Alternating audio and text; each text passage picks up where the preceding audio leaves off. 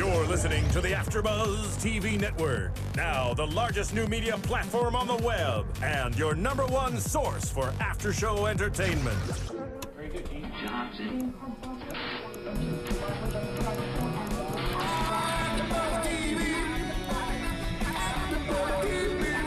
From the AfterBuzz Studios in Los Angeles, California, presented by Maria Menounos and streaming live thanks to Aimee Technologies. This is AfterBuzz TV's Young and Hungry After Show. We'll break down tonight's episode and get you all the latest news and gossip. And now, another post-game wrap-up show for your favorite TV show. It's AfterBuzz TV's Young and Hungry After Show. Hey guys, I'm Sophie Schillaci here at AfterBuzz with our first official after show for ABC Family's Young and Hungry. With me today are my gorgeous co-hosts. Introduce yourselves, ladies. Hi guys, I'm Kate Aquillano. I'm Heather Joy Smith. And I'm Michelle Fee. And joining us today is a super pretty special guest, Aimee Carrero. She matches the set perfectly. I do. We planned this in advance. This is a yield sign, right? It's yellow? Or is that stop? I don't know. No, red is stop, girlfriend. Close enough. You were right the first time. My license. Of course, Aimee plays Sophia on the show.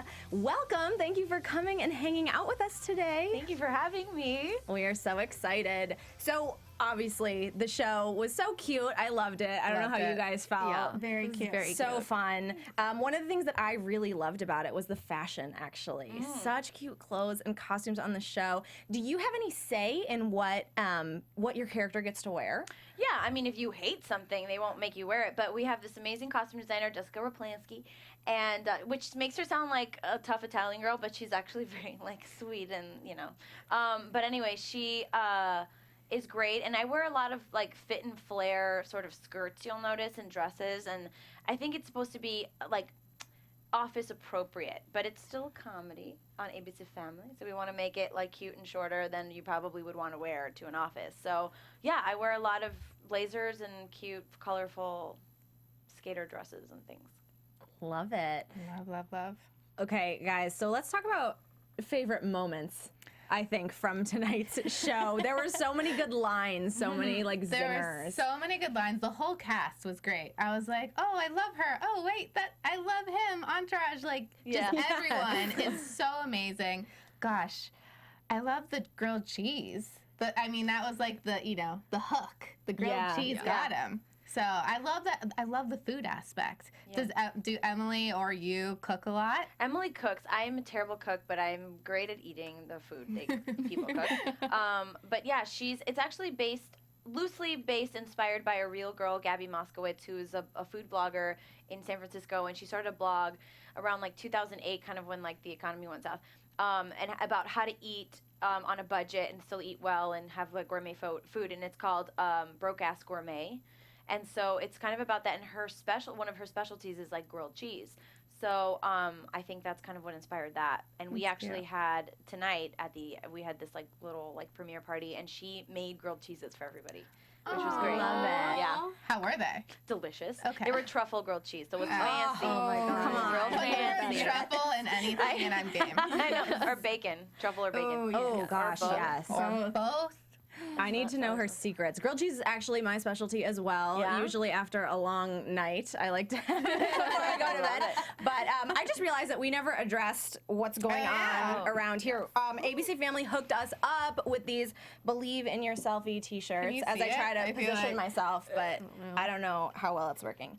But anyway, we're styling. Amy's styling over mine. here. Love it. I love it. And we got these like bomb We are, like, coasters. All You're just about all this. decked Thanks, out. ABC Family. You can put your beer on Emily's face. Yeah. That's what I Or water. plan to do. Yeah. I love it. As I go to like take a sip of water and then don't. What about you guys? What were some of your favorite moments? I just think all the little one-liners that they threw out through the entire episode were hysterical. Yeah. I just really enjoyed it. It made it funny and enjoyable, and I don't know. Yeah. I think my favorite part that was very unexpected is the night after. Yeah. Oh, They had yes. too much to drink. I wasn't expecting that either, I was girl. not expecting that at all. Yeah, well, ABC Family is getting a little frisky. Yeah, they are. Yeah. That's what I thought. I said, hey, ABC Family, this is a little edgy. It's the 8 o'clock show. Yeah, I think that the creator of the show, David Holden, is just like, you know, he's pushing the boundaries, and ABC Family has been lovely, and we haven't had any, you know, they've given us a lot of leeway, I think, with the lines. But as far as the one-liners, a lot of that stuff happens also when you get in front of an audience, and we've been rehearsing maybe a specific line all week, and it maybe doesn't get the laugh that they expected it would get, and so they'll rewrite a line and they'll give you an alternate so that you're more like a ho-ho acting like a ding-dong line. Yeah. Was like, I mean, we had done, I forget what other line we had, but it was like the last shot, and David came up to me and he was like, okay, say this, and I couldn't even get through it like the first few times, and finally I said it. So it was a total kind of happy accident. Not really, because they're genius writers, but you know, they'll off the cuff kind of come up with these great one-liners, and they'll end up in the show. What about you guys? Do you ever improv or? Yeah, yes, we do. Usually, I mean, we wait till the last take until we've got the scripted lines kind of like in the bag, and then we'll sort of go off and maybe add a few things, and they're always really open to it, which is essential in a comedy, because you need to feel free and open and like you're in a creative environment and a nurturing environment to be able to do the job. Now, you mentioned that you guys do it in front of a live audience, Yeah. correct? Yeah. How is that? Is that nerve-wracking at all? It's the best thing. It's the closest thing you can get to theater doing television, and I find it incredibly energizing. And it's what I love about theater is that it's very immediate, and you feel the energy of the audience, and you just feel like it's a show, you know? And so to have the best of both worlds, which you get to be funny, you get to make people laugh, and they're immediately responding to what you're doing, and then later, months later, it's shown to millions of people, it's kind of like the perfect job. It's probably the most fun I've ever had on a job. That's Definitely. awesome. Yeah. I love it. It seems like there's good writing on the show too. Like one of my favorite scenes actually was the Hunger Games bit, Oh, which that was I'm funny. assuming was scripted. It was scripted, but at like the 11th hour. I think we shoot on Fridays and might have come in on a Thursday or something, like in the later versions of the script. Okay. Yeah.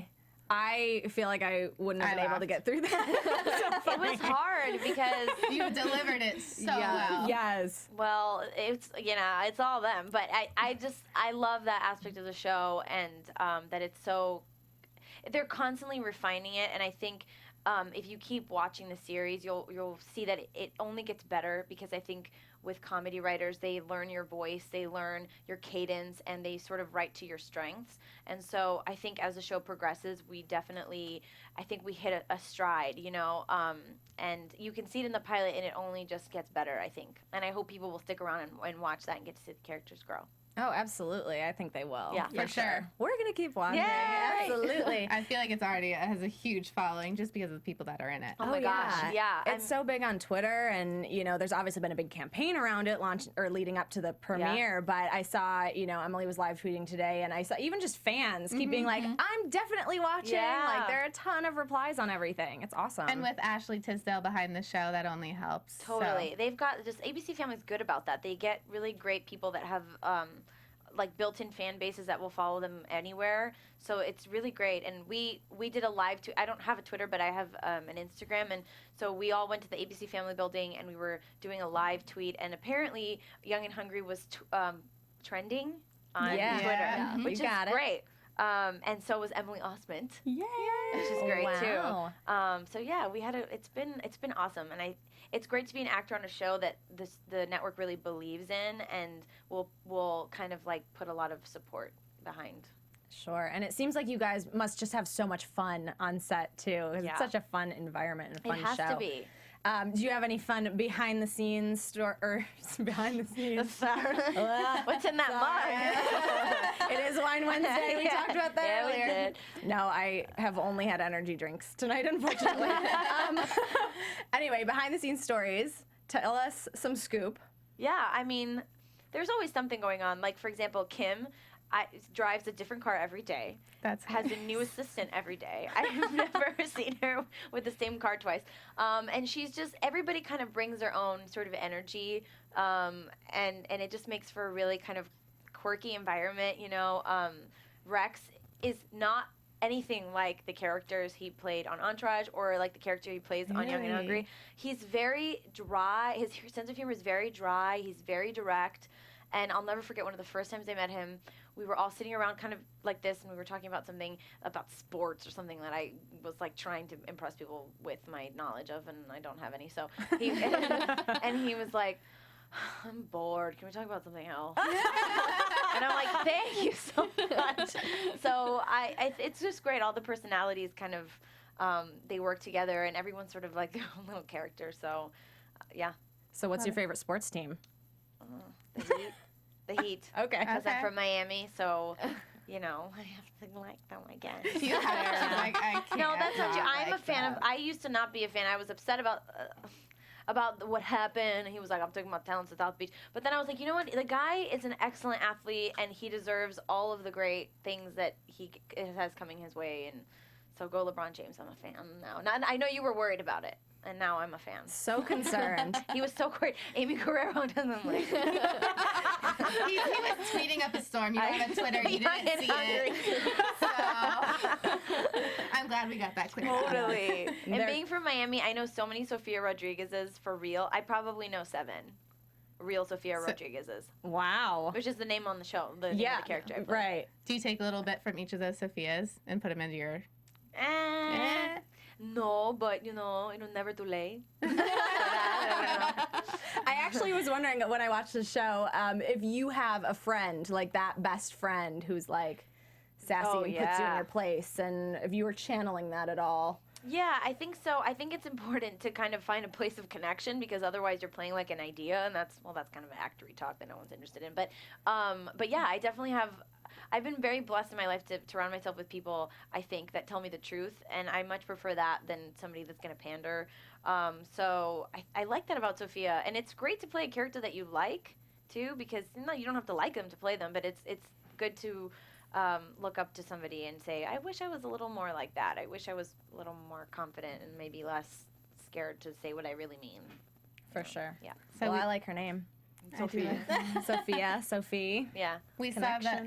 Oh, there you go. We right saw here. that she was giving a lot of advice to Emily Osment's character. Does that continue throughout the season? Yeah, absolutely. I always say that that Sophia is the Ricky to Gabi's Lucy. Because she's always sort of, but also a little bit of Ethel mixed in, because she does go along with the crazy schemes and things that Gabi gets herself into. But yeah, I think she's the realist to the idealist, and like any successful friendship or relationship, there has to be a balance of those two things. And I think they're both incredibly ambitious young women, but I think that Sophia is maybe a little bit more grounded and has a little more common sense than Gabi. But also Gabi, makes a home for her. She is the warmth in the relationship and the friendship, and also will take maybe more risks than Sophia will take. So I think together they make a great team. Now, are we going to see any of Sophia kind of outside of the apartment? Yes. Okay. And it's funny because the writers did a great job of doing that organically, because so much of the story takes place outside of the apartment, because it's like, she's going into this new workplace, and everybody in the cast, with the exception of me, is in that workplace. So they found some good ways of getting me into that. And I don't know how much I can talk about it, but yes, you will definitely see a crossover in that department, and in kind of an unexpected way, which surprised me when I read it, so I think it'll surprise the audience too. Nice. Now, I know you can't reveal any spoilers, but I am intrigued about these shenanigans that Sophia and Gabi are going to get into. Can you tease any of these crazy encounters that we're going to see? Well, I mean, as far as, oh my gosh, can I talk about, well, I want to say, because there's just so many great ones that are coming up, but like, as far as Sophia and Gabi go, there's this episode we did recently where Gabi starts dating an employee of Josh's, and played by Justin McCartney. Ooh. And hello, Justin McCartney, beautiful soul. and he's wonderful and has created such a lovable character, and that's nothing like him. So it's really great to see. And I had no idea, but he has a huge theater background and has been an actor for a lot of his life. So and it's great that he can showcase that now. But anyway, so Gabby starts dating the character that Jesse McCartney plays, and Josh doesn't like that, and so they have to kind of keep it on the DL, no fraternization rules and all this stuff. And so they almost get caught, and instead of just fessing up to it or whatever, she's like, no, he's actually dating Sophia. And so I have to pretend to date him while she's watching, and it's, you know, it just goes awry, the whole thing.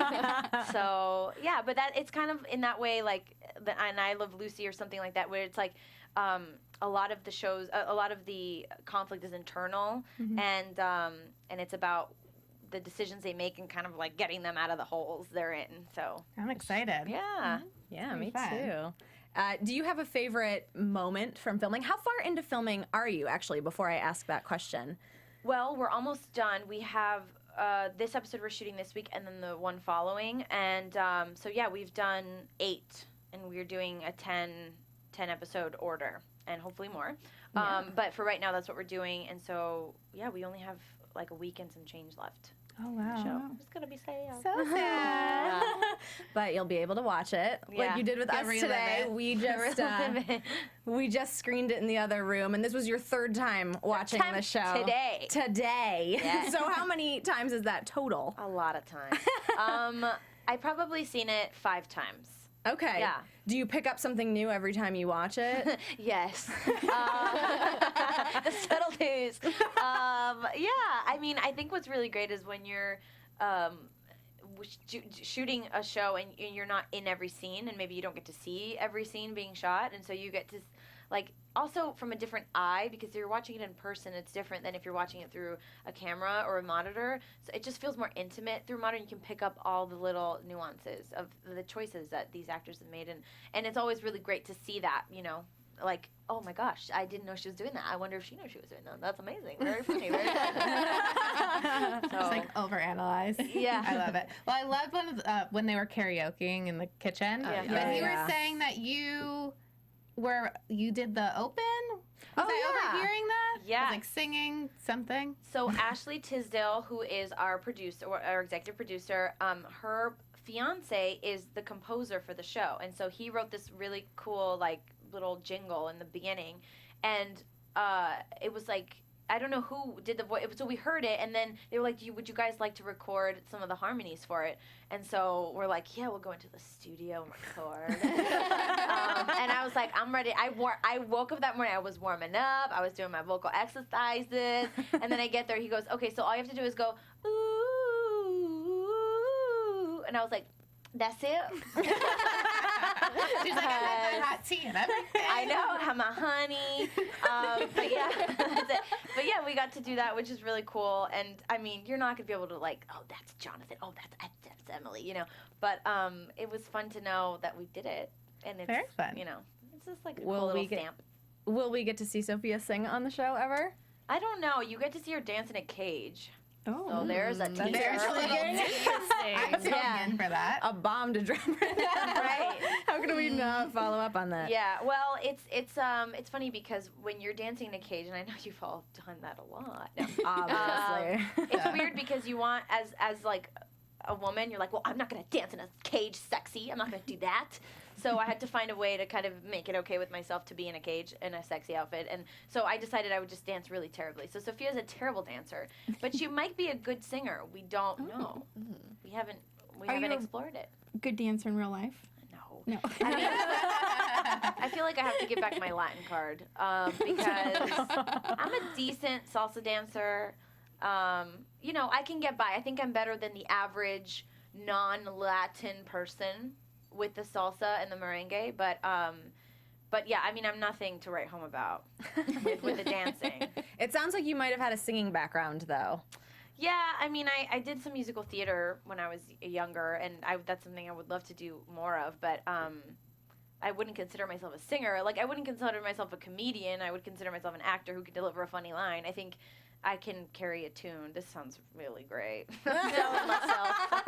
Give me a record deal, somebody. You look the part right now. Oh, thanks. That's this headset. Yeah, so I love to sing. It's one of my favorite things to do. But I don't, see a future in that, really. I love it. Don't need it. We've got Young and Hungry. That's right. And it's going to kill it in the ratings. We're so excited to keep watching. Why don't we do our sign-off, guys? Where can we find you guys on Twitter? I'm on Twitter and on Instagram at Heather Joy Smith. And I'm on Twitter and Instagram at _Michelle Fee. I am on Twitter and Instagram at Kate Aquillano. And I am on Twitter and Instagram at Sophie Schillaci. Aimee, how about you? I'm not on Twitter. But you are on Instagram. But I'm on Instagram at Aimee Carrero. Follow me. I'm new and be nice because I'm new. Be nice to Convince Aimee. her to get a Twitter. Yes. Maybe one day. Baby steps. Baby steps. Come on, Instagram community. Maybe I'll get a MySpace next. Perfect. Let's get Aimee on Twitter. And don't forget to watch ABC Family's Young and Hungry. Same time next week. Check back with us. We'll be here. Thanks for watching. Have a good night. From executive producers Maria Menounos, Kevin Undergaro, Phil Svitek, and the entire AfterBuzz TV staff, we would like to thank you for listening to the AfterBuzz TV network. To watch or listen to other after shows and post comments or questions, be sure to visit AfterBuzzTV.com. I'm Sir Richard Wentworth, and this has been a presentation of AfterBuzz TV. Buzz you later. The views expressed herein are those of the hosts only and do not necessarily reflect the views of AfterBuzz TV or its owners or principals. Thank you for watching AfterBuzz TV on YouTube. For more of your favorite after shows and interviews, subscribe to our channel here, and be sure to share your opinion on the episode in the comment section below here. We'd love to see what you guys are buzzing about. Thanks again. Buzz you later.